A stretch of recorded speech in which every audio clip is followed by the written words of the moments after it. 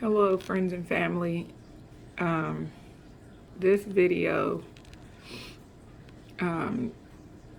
is being made because the Lord prompted me. I'm doing Bible study right now.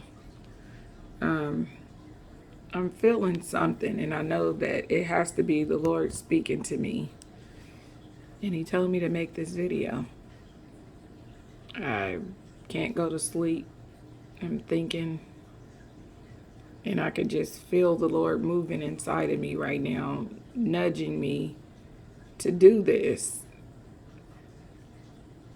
I have been feeling not right today. I watched this video by this, I guess, another person from that makes YouTube videos, and it was about a dream that she had.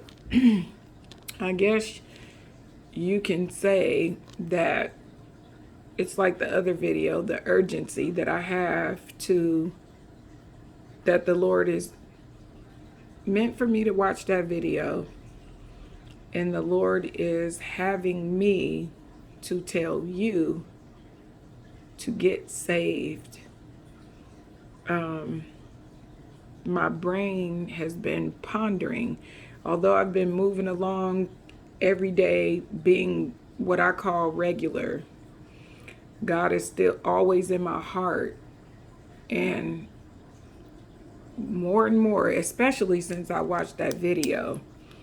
And I've been feeling like this to correct my wrongs, to right my wrongs, so that my heart can be in the right place, so that I can be under God's grace and His mercy, and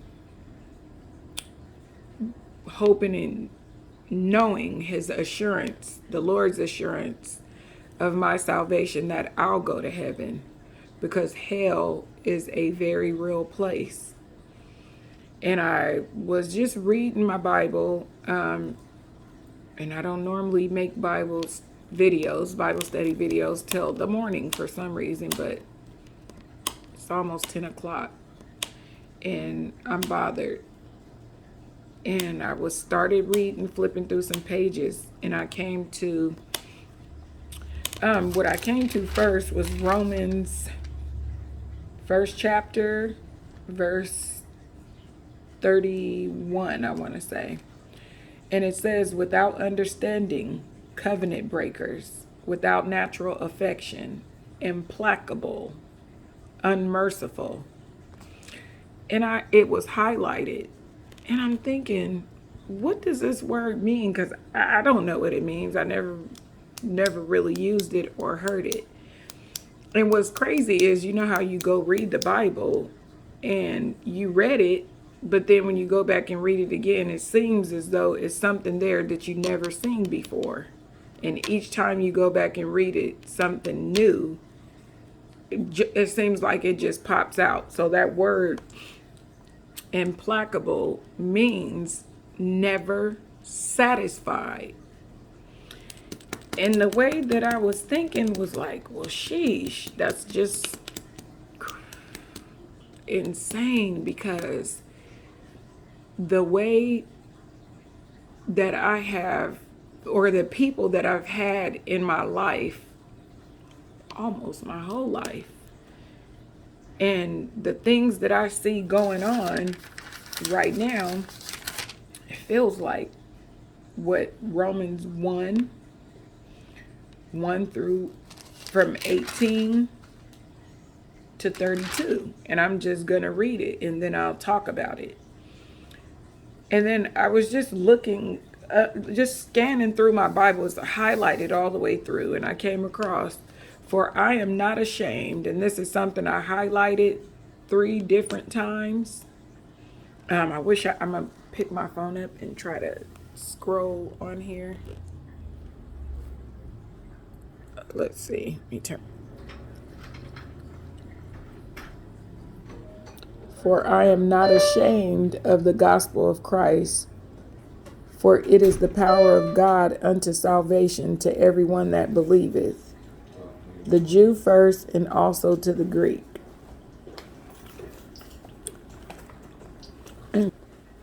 That's that. I just wanted to put that right there. The just shall live by faith. And then when I go on to read, it says, God's wrath against sin. For the wrath of God is revealed from heaven against all ungodliness and unrighteousness of men who hold the truth in unrighteousness. Because that which may be known to God is manifest in them, for God hath showed it unto them. For the invisible things of him from the creation of the world are clearly seen, being understood by the things that are made, even his eternal power and Godhead, so that they are without excuse. Because that, when they knew God, they glorified him not. God neither were thankful, but became vain in their imaginations, and their foolish heart was darkened. Professing themselves to be wise, they became fools, and changed the glory of the uncorruptible God into an image made like to corruptible man, and to birds and four-footed beasts and creeping things.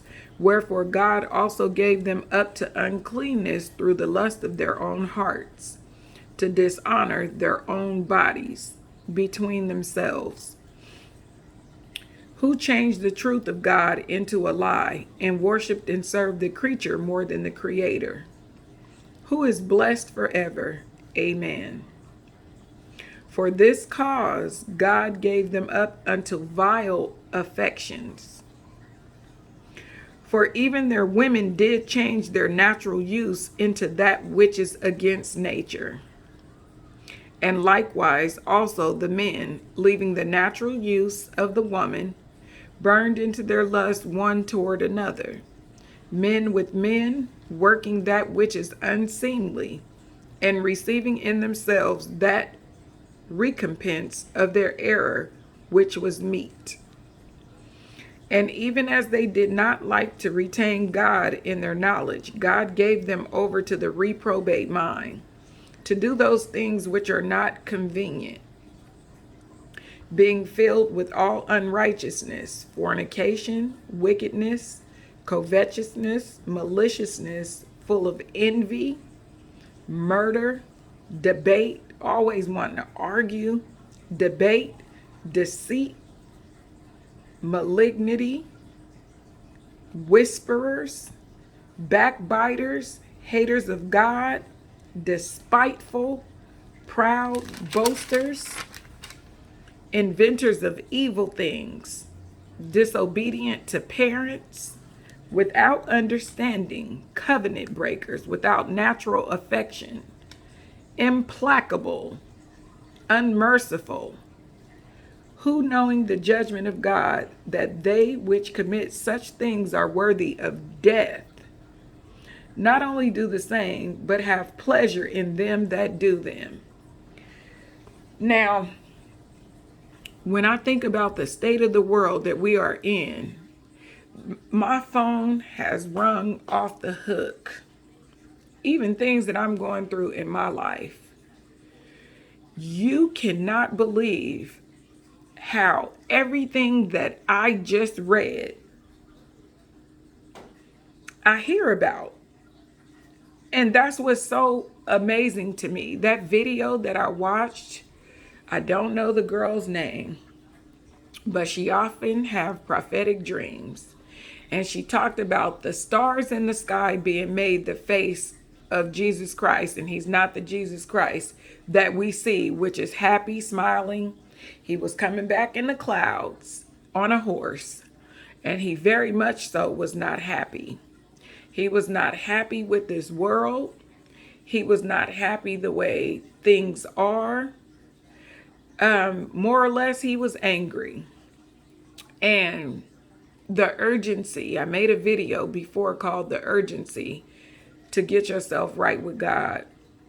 I'm in amazement how many people that are passing away to the point where I'm not scared to die, but I'm scared to go to hell.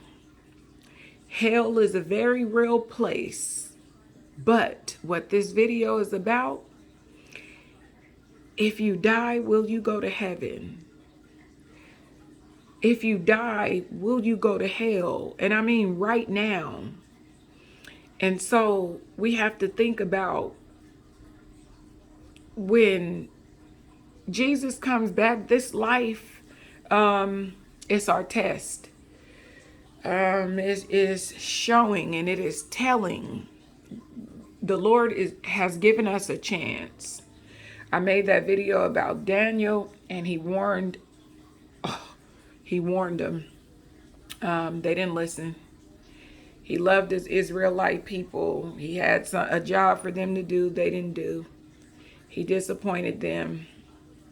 And he prophesied. He had prophets to tell of his plan. And it wasn't good. And it happened.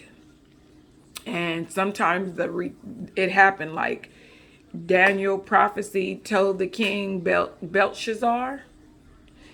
And he died later on that night. But will you go to heaven or hell if you died right now? Because you don't get another chance. We don't get another chance. This is our chance now. And we have to get our lives right with God. The Lord said, tell people, tell your kids, even for me, because I'm not perfect. I'm a human being. My heart, I can say my heart is good, but it's left up to the Lord to decide. And the people I love, I want them to go to heaven, but it gets exhausting. You can't make people do what you want them to do.